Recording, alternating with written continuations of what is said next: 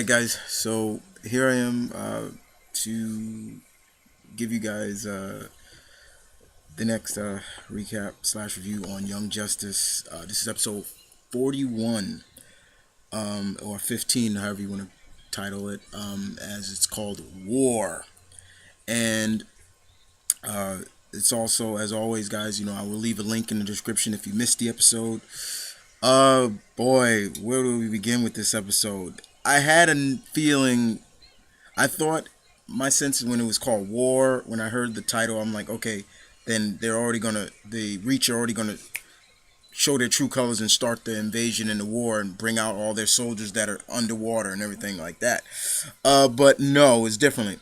So April 2nd is where the episode opens up. That's the date, of course. The dates play a lot in this, and April 7th, 2nd, and this was going on. We finally get to see the Justice League on trial on Rimbor. They're on trial, and Superman is trying to explain himself to the High Council or the judge, and telling them why the Justice League attacked, the planets and stuff like that. And he's telling them that we were under control by a criminal known as Vandal Savage. We weren't in control of our actions. And usually when it comes to stuff like that, the prosecutors are gonna be like, kind of be like, all like, oh, you didn't have control of your actions, blah blah blah, everything like that. But in the background, we also see Vandal Savage back there. He's in the audience watching the trial, and next to him is this huge big guy. And I'm looking at this guy at first, and I'm like, no, that can't be who I think it is. And then all of a sudden he says to the guy, if they hear about the Reach, because everybody knows that the Reach, the council and everybody, the jury knew that the Reach were on Earth, and then they say if the council if they get wind of our involvement with the Reach, we can't let that happen. So pretty much, Vandal Savage kind of manipulates the unknown assailant to like attack the Reach.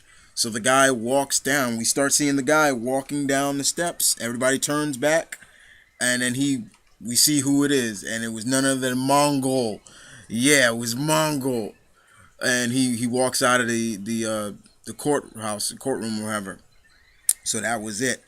So picking up, then it goes to May 23rd, and the rest of the Justice League and Nightwing learn that something is fastly approaching Earth.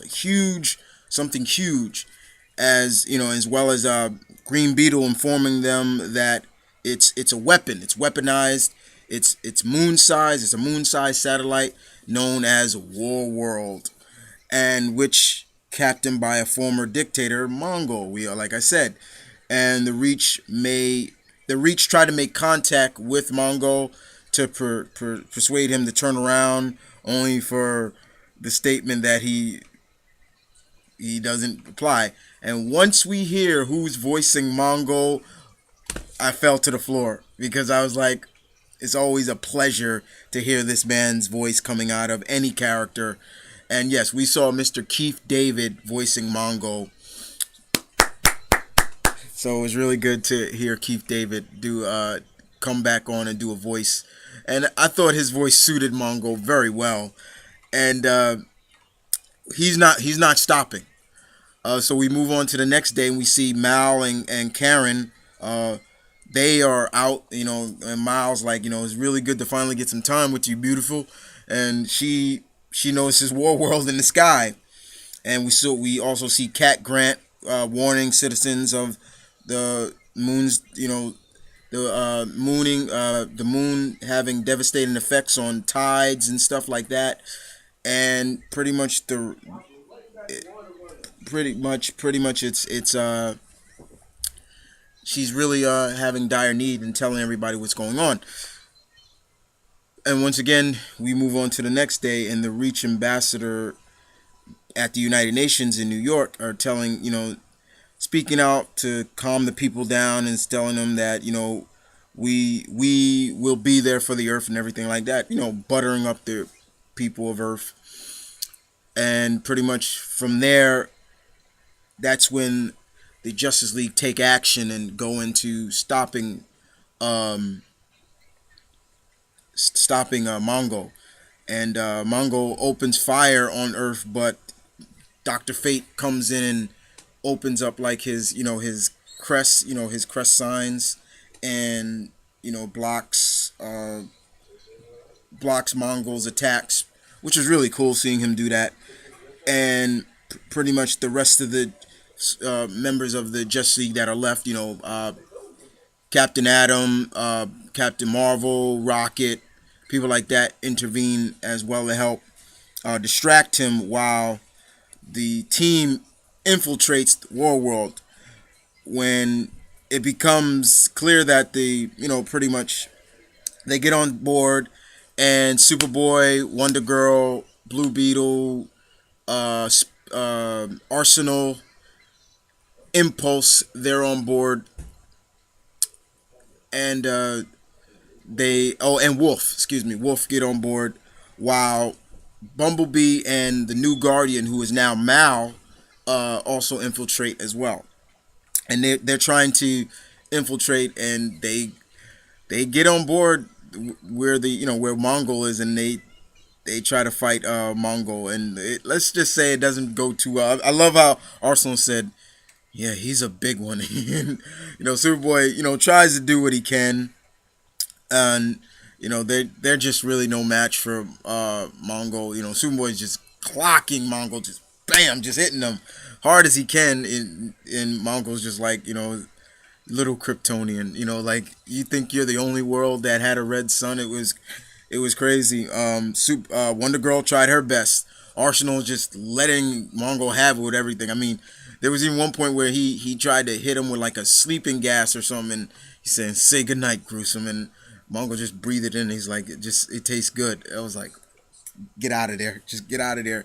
And then you got Impulse, Beast Boy, and Blue Beetle handling the defenses, while, like I said, Mal and Bumblebee handle what's going on inside. And unfortunately, the heroes clearly know that they can't hope to stop all of Mongol's missiles, and the Reach gets involved and sacrifices 2/3 of their fleet to destroy the remaining missiles. On board, Bumblebee is able to, thanks to Mal, and even between that, Mal's kind of getting off a lot of his anger of like Karen not paying him no mind, and like always going off being a brainy girl and everything like that. She gets an idea and manages to reroute the War World's power into Mongol's helmet, and giving him an electrical surge, leaving him pretty much weak enough for the team, the strongest members, like I said, Wonder Girl, people like that, to just knock him down, pretty much.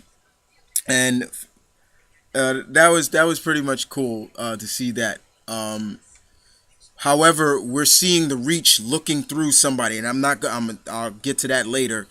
How the Reach are able to see what's going on, I'll let you know in a little bit, because that was like the big shocker. Well, it shouldn't have been a shocker to anybody, but yeah. So other than that, when they stop War World, Karen finally realized that she has been taking Mal for granted, and their relationship is reconfirmed here. It was nice to see, but when they're all back together, all the teams back together, this is where it gets really messed up right here, guys. All of a sudden, suddenly the team faces a fresh danger when one of their own turns on them. Yes, Jaime, Blue Beetle, he turns on them. He attacks them, except for Arsenal, who escapes. And pretty much we see who the ambassador of the Reach was pretty much looking through, in terms of how they were seeing everything going on. Blue Beetle was their eyes and ears while everything was going on. So yeah, it was really bad to see. So once again, our diagnosis was right about maybe the Scarab that was talking to him was the that counteract to the Reach getting hold of Jaime now that the voice is completely shut down. Jaime's, with them, and also it kind of affirms the fact that Green Beetle is not with them either, which I also had a belief too. Like he's just playing them, he's making them see what he wants them to see. So yeah, the ambassador takes pretty comfort in the fact that Blue Beetles now has the key to War World in the palm of their hands because he took the key. But it was a good episode nonetheless, very good. Greg Weisman did a good job directing, or I think he wrote this episode. Yeah, he wrote this episode. It's really good. But once again, still bittersweet as always to keep watching this and just like no. So please, guys, keep signing those pensions and helping out. Try to keep getting good ratings for the show. Because maybe it could get turned around. As much as I tried, I sign as enough as I can, and just keep watching the show. I mean, there's still a few more episodes left, about 5 more episodes, because the show is about, they said it's 20 episodes. It's about 46 episodes total. We've already aired 41, so like I said, there's 5 episodes left. We have, what else we have? We have the next 3 episodes that I know of that are coming out next week is called Complications.